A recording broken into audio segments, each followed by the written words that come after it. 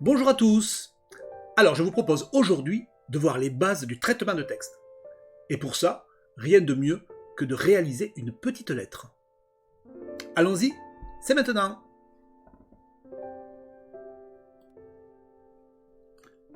Alors, LibreOffice Writer. On va commencer par l'ouvrir.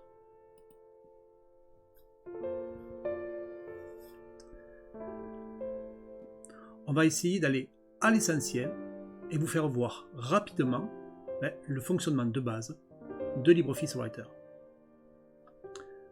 Première chose à voir, c'est cette deuxième ligne ici, qu'on va appeler le menu, la barre d'outils de formatage. Donc je vais écrire un texte et on va voir un petit peu à quoi servent chacun des outils et comment les utiliser.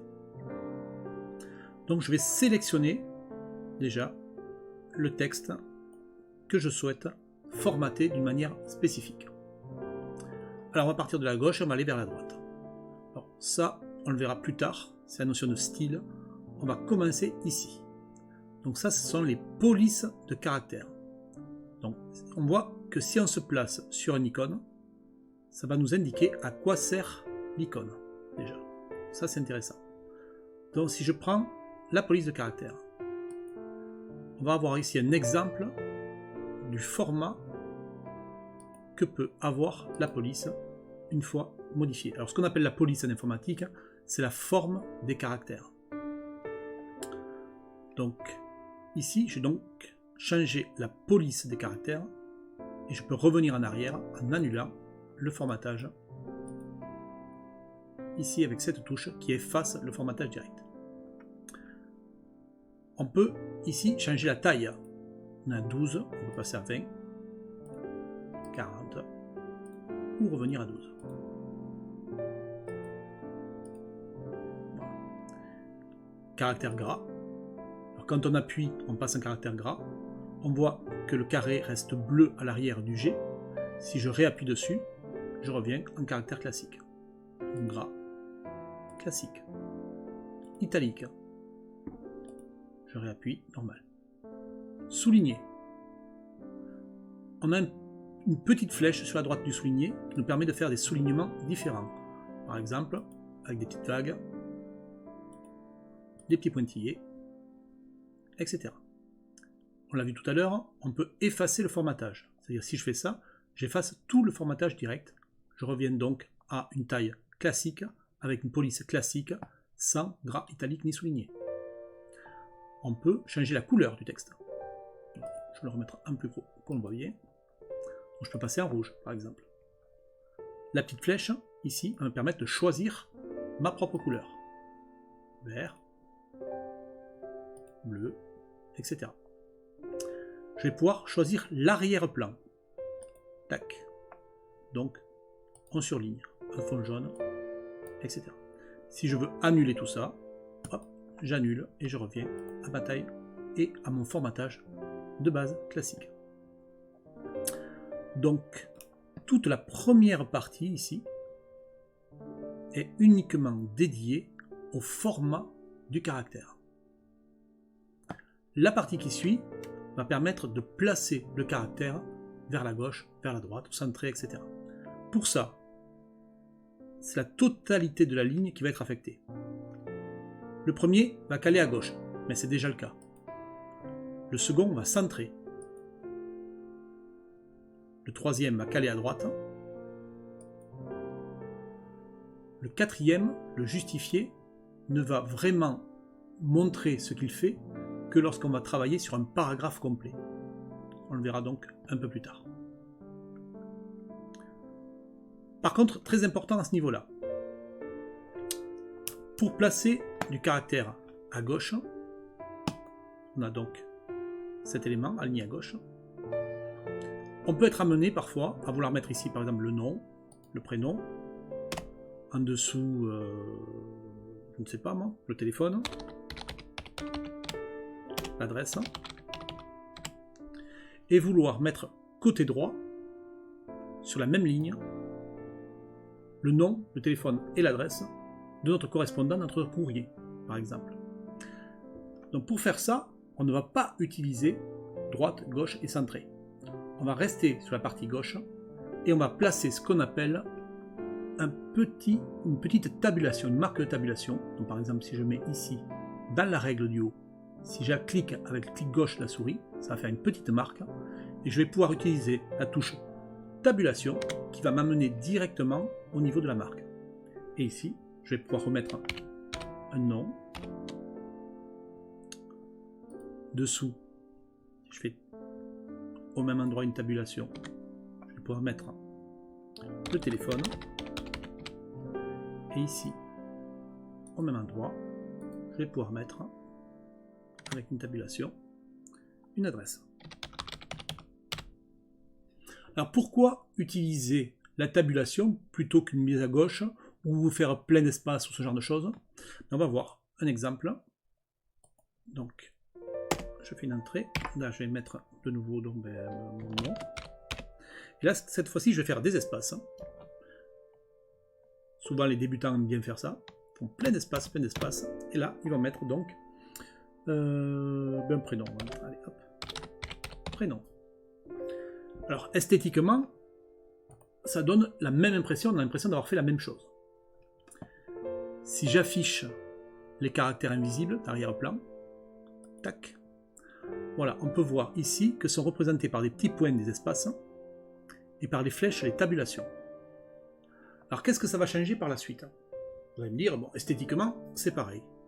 Eh bien non. Supposons que je veuille rajouter à un moment donné, dans Prexy, et un autre élément derrière. Test de fonctionnement. Vous voyez que là, je n'ai absolument rien qui a bougé. Donc, si j'enlève par là derrière, vous voyez, j'ai pu rajouter du texte après Dan Prexy sans que cela n'ait d'incidence sur le positionnement de mes éléments à droite. Par contre, au-dessus, là où j'ai placé des espaces, si je venais à taper du texte, on voit que le prénom va complètement se décaler sur la droite. Donc c'est une mauvaise technique qui peut amener à devoir en permanence réajuster les espaces et supprimer des espaces pour pouvoir avoir quelque chose de propre à l'affichage. Alors, tant qu'on y est et qu'on voit les éléments d'arrière-plan, vous voyez qu'en fin de ligne, ici, on a le signe paragraphe. En fait, je ne peux pas aller en dessous tant qu'une ligne n'a pas été validée. Pour faire une ligne, on appuie sur la touche Entrée. Et chaque caractère Entrée va faire un saut de ligne. Et le saut de ligne est comme un caractère. C'est-à-dire qu'en fait, on va pouvoir le supprimer. On va pouvoir supprimer une ligne comme on supprimerait un caractère. Et on va pouvoir entrer une ligne comme on entrerait un caractère. Par contre, il va être impossible de descendre ici. Là, je ne peux pas taper à ce niveau-là tant qu'on n'a pas ajouté des lignes à ce niveau-là. Voilà. Donc, avec ce que l'on vient de voir, on n'a pas besoin de beaucoup plus. On est déjà en capacité d'écrire une lettre complète de manière relativement simple. Donc, j'enlève mon arrière-plan. Si je repars à 0, supposons que l'on ait une lettre à écrire à quelqu'un. On va écrire son nom, son prénom. On va pouvoir mettre une tabulation en place, qui est déjà. Je peux faire tabulation, nom, prénom de la personne à qui je vais envoyer ma lettre. Je passe à la ligne, l'adresse, tabulation, l'adresse de la personne suivante, le téléphone, tabulation, téléphone, entrée, entrée. Je vais pouvoir mettre une date si je veux. Je pourrais caler par exemple à droite. Donc nous sommes aujourd'hui le 27 décembre 2022. Voilà. Entrée, entrée. Je peux replacer au centre. Donc, mon titre de ma lettre. Voilà. Entrée, je peux me recaler côté gauche. Entrée, entrée. Et là, je peux utiliser quelque chose qu'on n'a pas encore vu, mais une notion de mise en page de paragraphe. On parlait de paragraphe. Alors vous voyez que sur la partie haute, là vous avez donc, comme j'ai dit tout à l'heure, la notion de marge, mais sur la partie haute ici on a la marge, mais ici on a une espèce de petit sablier. Alors, il ne s'agit pas d'un sablier, il s'agit de deux flèches, l'une au-dessus de l'autre, qui vont avoir une incidence sur le texte et l'emplacement du texte de départ. Donc là par exemple si je fais bonjour, virgule, donc je vous adresse ce message pour les raisons suivantes. Et on va mettre du texte derrière et on va taper du texte et du texte. Ici, si je me place en début de ce texte, je vais pouvoir, en déplaçant la petite flèche du bas, regardez, hop, je déplace, ça va déplacer les deux flèches en simultané, décaler le démarrage de mon texte sur l'ensemble de mon paragraphe. Si par contre, donc je reviens en arrière, si je décale que la flèche du haut, c'est juste la première ligne de mon paragraphe qui va être décalée. À partir de maintenant, si je tape du texte, si je fais entrée, je vais être au même niveau qu'une début de ligne. Alors que si je continuais ici sur mes lignes, je vais voir que effectivement, là, je suis non pas décalé, mais au tout début de ma ligne. Donc, ça, c'est le début des deuxième, troisième, quatrième, cinquième, etc. lignes. Et ça n'agit que sur la toute première ligne d'un paragraphe. D'accord ? Vous avez déjà à votre disposition tous les éléments pour écrire une lettre simple avec uniquement les éléments à ce niveau-là. Vous voulez la rendre plus jolie, plus agréable, qu'à cela ne tienne, vous pouvez donc utiliser les éléments mis à votre disposition. Vous pouvez sélectionner ici et le mettre en gras et italique. Voilà, pareil en dessous, gras italique. Et celui-là, allez, supposons qu'on va le mettre hop, en bleu. Voilà. Pareil, côté droit, si je veux faire la même chose, gras italique. Gras italique. Et ceci en bleu. Voilà. On peut imaginer d'avoir le titre en plus gros. Et souligné. Voilà. Bref, vous pouvez faire ce que vous voulez avec uniquement ce que l'on vient de voir pour faire de la mise en page. Donc attention, ce que nous venons de voir est de la mise en page basique sur un courrier. Mais il va être très important de ne pas utiliser ce type de mise en page pour des choses plus complexes comme un rapport de stage, comme des romans, etc. Et ça, nous allons voir comment nous devrions faire dans ces cas de figure. Et nous le verrons un petit peu plus tard. Donc là, nous avons notre message, notre courrier qui a été rédigé, mais encore faut-il pouvoir le garder pour l'utiliser plus tard, ou l'envoyer, ou autre. Pour ça, il nous faut l'enregistrer. Là, vous voyez qu'en haut, il y a une petite disquette avec un rond rouge. Alors le rond rouge indique que quelque chose a été modifié et que pour le moment, le document n'est pas encore enregistré. Alors on pourrait se contenter de cliquer sur la disquette pour enregistrer, mais ça enregistrerait sur l'endroit par défaut. Sinon, on a la possibilité de choisir d'enregistrer sous.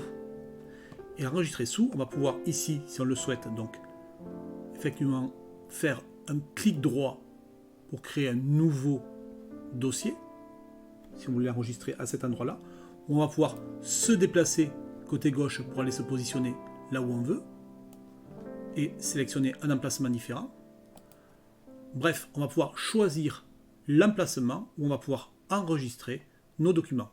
Alors Alors par défaut, il va aller chercher dans mes documents, et surtout il va aller chercher dans le dernier endroit où il y a eu un enregistrement. En bas, on va pouvoir définir le titre que l'on va donner à notre document. Bon là, on va l'appeler test. Le format par défaut, c'est ODT. Si on veut être compatible par exemple avec le pack Office de Microsoft, on pourra l'enregistrer en DocX ou en Doc. Une fois qu'on a choisi le format et le nom, il nous suffit de cliquer sur enregistrer. On voit que maintenant notre disquette est toute propre, il n'y a pas le petit rond rouge en bas à droite. Par contre, si on vient à faire la moindre modification, paf, le petit rond rouge apparaît, nous indiquant que nous n'avons pas enregistré les dernières modifications réalisées. Maintenant que nous avons préenregistré à un endroit bien spécifique notre document, pour enregistrer à nouveau, il nous suffit simplement de cliquer sur la disquette et le faire autant de fois que souhaité au fur et à mesure qu'on avance dans notre document.